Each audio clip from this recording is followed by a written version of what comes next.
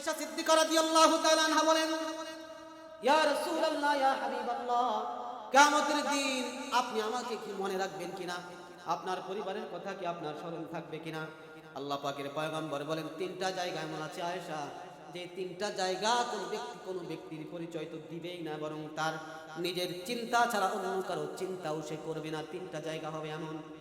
তার ভেতরে একটা জায়গা হলো যখন হাসরের মাঠে আল্লাহ পাক রব্বুল আলামিন যখন মিজানের পাল্লা দাঁড় করাবেন, মিজান যখন দাঁড় করাবেন, সেই মিজান যখন দাঁড় করাবেন, তখন মানুষ এতটাই চিন্তিত হয়ে যাবে, সকলে নিজেকে ছাড়া অন্য কাউকে নিয়ে চিন্তা করতে পারবে না। যখন মিজান দাঁড় করানো হবে, আমার আমলনামা কি হালকা হয় না আমার আমলনামা ভারী হয় না হালকা হয়, প্রত্যেকেই চিন্তা করবে আমার আমলনামার কি অবস্থা হয়। প্রত্যেকেই তাকিয়ে থাকবে মিজানের পাল্লার দিকে, প্রত্যেকেই তাকিয়ে থাকবে আমার আমলনামা কোন দিকে যায়, ভারী হয় না হালকা হয়। যাদের আমলনামা ভারী হবে, ফাআম্মা মান সাকুলাত মাওয়াজিনু ফাহুয়া ফি ঈশাতির রাদিয়া।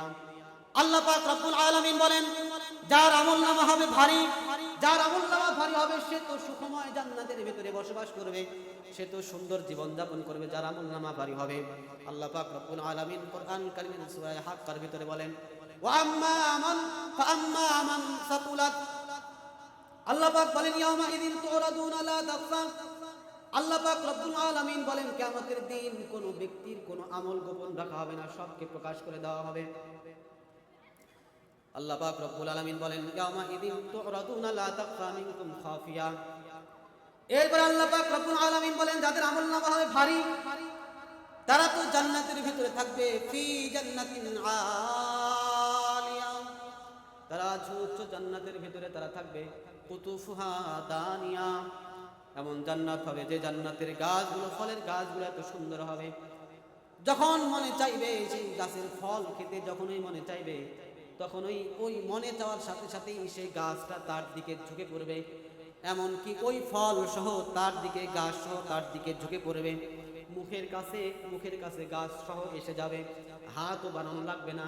এই অবস্থা হবে জান্নাতের ভেতরে, কুতুফুহা দানিয়া। এরপর আল্লাহ পাক রব্বুল আলামিন বলেন, কুলু ওয়াশরাবু হানিআম বিমা আসলাফতুম ফিল আইয়ামিল খালিয়া। আল্লাহ পাক রব্বুল আলামিন বলেন, আল্লাহ পাক রব্বুল আলামিন জান্নাতীদেরকে ঘোষণা করে দিবেন, হে জান্নাতবাসী, তোমরা খাও পান করো এবং খাও, মন মতো তোমরা ইচ্ছা মতো খাও পান করো, যা মনে চায় তাই তোমরা খাও, যা ইচ্ছা হয় তাই তোমরা খাও, পান করতে থাকো জান্নাতের ভিতরে। এই অর্ডার হয়ে যাবে। পক্ষান্তরে জাহান্নামী যারা হবে, যারা আল্লাহ তাআলার কিয়ামতের মাঠে যারা ধরা হয়ে যাবে, তাদের অবস্থা কেমন হবে আল্লাহ পাক রব্বুল আলামিন সেই কথাটাও বলেছেন। তাদের অবস্থা হবে এমন এতটাই ভয়াবহ, ওয়া আম্মা মান খাফফাত মাওয়াজিনু ফাউম্মুহু হাবিয়া। আল্লাহ পাক রব্বুল আলামিন বলেন, যাদের আমলনামা হালকা হবে তাদের পরিস্থিতি কেমন হবে? তাদের পরিস্থিতিটা হবে এমন, তাদের ঠিকানা হবে হাবিয়া নামক জাহান্নাম। জাহান্নামের এমন একটা উপত্যকা যেটা হাবিয়া, জাহান্নামের সবচাইতে কঠিন ভয়ানক উপত্যকার নাম হলো হাবিয়া। সেই হাবিয়া নামক জাহান্নামের ভিতরে তাকে দেওয়া হবে, ফেলে দেওয়া হবে। যার আমলনামা হালকা হবে, আল্লাহ পাক রব্বুল আলামিন বলেন, যার আমলনামা হালকা হবে তাকে আল্লাহ তাআলা জাহান্নামে নিক্ষেপ করবেন, হাবিয়া নামক জাহান্নাম। তাহলে তিনটা সময় এমন হবে যে তিনটা সময় মানুষ কেউ কারো কথা স্মরণ রাখবে না। তার ভিতরে এক নাম্বার, যখন আমলনামাকে ওজন করা হবে কেউ কারো কথা স্মরণ রাখবে না। দ্বিতীয় নাম্বার হলো যখন প্রত্যেকের আমলনামা হাতে হাতে দেওয়া হবে। কি হবে? প্রত্যেকের আমলনামা হাতে দেওয়া হবে, প্রত্যেকের আমলনামা প্রত্যেকের হাতে হাতে ধরিয়ে দিবেন। কিয়ামতের মাঠে একেবারে সব আমার জীবনের একেবারে পরিপূর্ণ পুঙ্খানুপুঙ্খানু আমলনামা প্রত্যেকের হাতে হাতে ধরিয়ে দিবেন। আমি যা করেছি সব সেখানে লেখা থাকবে, ছোট বড় সব লেখা থাকবে। এটা যখন আমার হাতে হাতে দেওয়া হবে, বান্দা আশ্চর্য হয়ে যাবে। আল্লাহ পাক রব্বুল আলামিন বলেন, সেই কথাটাও কোরআনুল কারীমে বলেন, লা ইউগাদিরু সাগীরাতান ওয়ালা কাবীরাতান ইল্লা আহসাহা। আল্লাহ পাক রব্বুল আলামিন বলেন, আমলনামা যখন দেখবে, আমলনামা দেখার পরে সাথে সাথে সে বলবে, লা ইউগাদিরু সাগীরাতান ওয়ালা কাবীরাতান ইল্লা আহসাহা মা লিহাদাল কিতাব। কি আশ্চর্য কিতাব, যে কিতাবের ভিতরে ছোট থেকে ছোট কোনো আমল ছাড়া হয় নাই, বড় তো লেখা হয়েছে, ছোট্ট থেকে ছোট্ট আমল নামা যেখানে লেখা বাদ পড়ে নাই। আল্লাহর পয়গম্বর আয়েশাকে বলেন, আয়েশা শোনো, যখন প্রত্যেকের আমল নামা প্রত্যেকের হাতে হাতে দিবেন, তখন প্রতিটা মানুষ এতটাই চিন্তিত হয়ে যাবে, এতটাই ব্যস্ত হয়ে যাবে, প্রতিটা মানুষ সেদিন বলতে থাকবে, সে তাকায় থাকবে আমার আমল নামা কোথায়, ডান হাতে দেয় না বাম হাতে দেয়। আল্লাহ পাক রব্বুল আলামিন সেই কথাটাও কোরআনুল কারীমে বলেছেন, আম্মা মান উতিয়া কিতাবাহু বিয়ামিনি, যার আমল নামা ডান হাতে দেওয়া হবে তার তো কোনো আনন্দের শেষ থাকবে না, আর যার আমল নামা দেওয়া হবে বাম হাতে তার দুঃখের কোনো শেষ থাকবে না। ওয়া আম্মা মান উতিয়া কিতাবাহু বিশিমালি, যখন তার আমল নামা বাম হাতে দেওয়া হবে তারও দুঃখের কোনো সীমা থাকবে না। আমল নামা যখন প্রত্যেকের হাতে হাতে দেওয়া হবে, প্রতিটা মানুষ তাকিয়ে থাকবে আমার আমল নামা কোন হাতে দেয়, ডান হাতে দেয় না বাম হাতে দেয়, তাকায় থাকবে। ডান হাতে যারা আমল নামা নিবে তারা এইভাবে সামনে থেকে হাতটা উঁচু করে তারা আনন্দের সাথে তারা নিবে। এক পর্যায়ে তারা বলতে, যাদের আমল নামা ডান হাতে দেওয়া হবে, এক পর্যায়ে তারা চিৎকার করে বলতে থাকবে, তারা চিৎকার করতে থাকবে, হা উমকরাউ কিতাবিয়া, তারা বলতে থাকবে হা উমকরাউ কিতাবিয়া, তারা চিৎকার করে মানুষদেরকে ডাকতে থাকবে আর বলবে, হে জগৎবাসী, হে হাসরবাসী, হে আমার বন্ধু, হে আমার বান্ধব, হে আমার বাবা, হে আমার সন্তান, হে আপনজন, চিৎকার করে করে সে ডাকতে থাকবে হাসরবাসীকে, আনন্দের চিৎকার ডাকতে থাকবে আর বলতে থাকবে হা উমকরাউ কিতাবিয়া, এই যে আমার আমল নামা তোমরা দেখো, আমার আমল নামা আমাকে ডান হাতে দেওয়া হয়েছে। আনন্দের কারণে সে আমল নামাগুলো হাসরবাসীকে দেখাইতে থাকবে। কে পরিমাণ আনন্দিত হবে সেদিন, যাদের আমল নামা ডান হাতে দেওয়া হবে তারা আনন্দে তারা নিজের আমল নামা মানুষদেরকে, হাসরবাসীদেরকে দেখাতে থাকবে। আর যার আমল নামা দেওয়া হবে বাম হাতে, ওয়া আম্মা মান উতিয়া কিতাবাহু বিশিমালি, যার আমল নামা দেওয়া হবে বাম হাতে তার পরিস্থিতিটা কেমন হবে?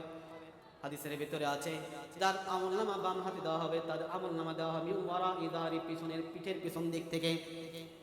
মুফাসসিরে কেরাম তাফসীরের কিতাবে লিখেছেন যে এই যে বুক আছে, এই বুকটাকে চিরে নাফরমান পাপিষ্ঠদের আমল নামা যখন বাম হাতে দিবেন, এই বুকটাকে চিরে বাম হাতটাকে ফেরেশতারা ঢুকাবেন, ঢুকায়া পেছন দিক থেকে ডান হাতটা বাম হাতটা পেছন দিক থেকে টান দিবেন, টান দিয়ে তারপরে পেছনের দিক থেকে বাম হাতটা টান দিয়ে বের করবেন। বলুন তো দেখি এই অবস্থাকে অনেক আরামদায়ক না অনেক কষ্টকর? অনেক কষ্টকর অবস্থা হবে। এরপরে এই অবস্থা যখন দিবেন, এরপরে সে অবস্থায় তার আমল নামা পেছনের দিকে তার আমল নামা ধরিয়ে দেওয়া হবে, তার যত আমল নামা আছে তারপরে ধরিয়ে দেওয়া হবে। বলুন তো দেখি তার চেহারা কোন দিকে আর তার আমল নামা কোন দিকে? চেহারা সামনের দিকে আর আমল নামা পেছনের দিক থেকে। এখন কি সে আমল নামা আর পড়তে পারবে নাকি? পড়তে পারবে? আমল নামা তো পড়তে পারবে না, আমল নামা তো পড়তেই পারবেই না। এখন ফেরেশতারা তার আমল নামা তাকে দেখাবার জন্য তার ঘাড়কে মটকায়া ঘাড় ভেঙ্গে তারপরে তার ঘাড়টাকে ভেঙ্গে পেছনের দিকে নিয়ে যাবেন। পেছনের দিকে নিয়ে তারপরে বলা হবে, পড়ো তোমার আমল নামা, তুই পড়ো।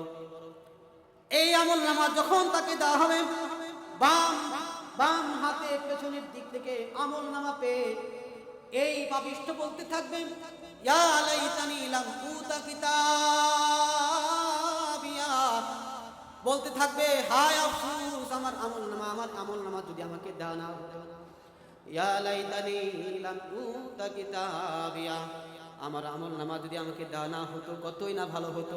আমি জাহান্নামে যাই, আমার জাহান্নামের সিদ্ধান্ত হয়েছে, হয়ে যাক। ঠিক আছে আল্লাহ পাক আমাকে জাহান্নামে ফেলে দে, কিন্তু আমার আমল নামা যদি আমাকে দেওয়া না হতো এত কষ্ট অবস্থায়, আমার এই ব্যর্থ জীবনের আমল নামা যদি আমাকে দেওয়া না হতো, আফসোস করে বলবে, ইয়া লাইতানি লাম উতা কিতাবিয়া হালাকা আন্নী মালিয়া। এরপরে বলবেন, ইয়া লাইতানি লাম উতা কিতাবিয়া ওয়া লাম আদরি মা হিসাবিয়া, আমার হিসাব যদি গ্রহণ আল্লাহ পাক না করতেন আমার জন্য কতটাই মঙ্গল হতো। এরপরে এক পর্যায়ে আবার তিনি বলবেন, মা আগনা আন্নী মালিয়া, দুনিয়ার জীবনে আমার কত সম্পদ ছিল, আমার কত জনবল ছিল, কত লোক ছিল আমার পেছনে, আমার অর্থ ছিল, আমার সে অর্থ আমার কোনো কাজে আসে নাই, আমার সন্তান আমার কোনো কাজে আসে নাই, আমার জনবল আর ক্ষমতা আমার কোনো কাজে আসে নাই। আজকে হালাকা আন্নি মালিয়া, হালাকা আন্নি মালিয়া, আমার সম্পদ আমাকে কোনো উপকার করতে পারে নাই। পাকের পয়গম্বর বলেন আয়েশা, তিনটার সময় হবে এমন, যেই হাসরের মাঠে তিনটার সময় কেউ কারো পরিচয় দিবে না। এক নম্বর বললাম, মিজানের পাল্লা যখন ওজন করা হয়, আমলনামা যখন ওজন করা হবে, কেউ কারো পরিচয় দিবে না। দুই নম্বর, যখন প্রত্যেকের আমলনামা হাতে হাতে দেওয়া হবে, সে অবস্থাও কেউ কারো কথা স্মরণ রাখবে না, কেউ কাউকে চিনবেও না। তিন নম্বর, আল্লাহ পাকের পয়গম্বর বলেন আয়েশা শোনো, হে আয়েশা শোনো, তিন নম্বর কারণ, তিন নম্বর সময় হলো হাসরের মাঠে যখন ফুলসিরাতের পুল পার হবে, তখন কোনো ব্যক্তি কারো কথা স্মরণ রাখবে না, কারণ এটা স্বাভাবিক কোনো অবস্থা না। ফুলসিরাত হবে জাহান্নামের উপরে। কার উপরে বলেন? জাহান্নামের উপরে হবে। যেই বদকার হওয়ার কারণে, আল্লাহ পাকে নাফরমানি করার কারণে যার ব্যাপারে জাহান্নামের সিদ্ধান্ত হবে, সে ওই জাহান্নামের ভেতরেই, সেখান থেকে ওই সেতু থেকেই পড়ে যাবে জাহান্নামের ভেতরেই। আর ইমানদার বিদ্যুৎ গতিতে সেটা সেই সিরাত পার হয়ে জান্নাতের ভেতরে চলে যাবে। সুবহানাল্লাহ।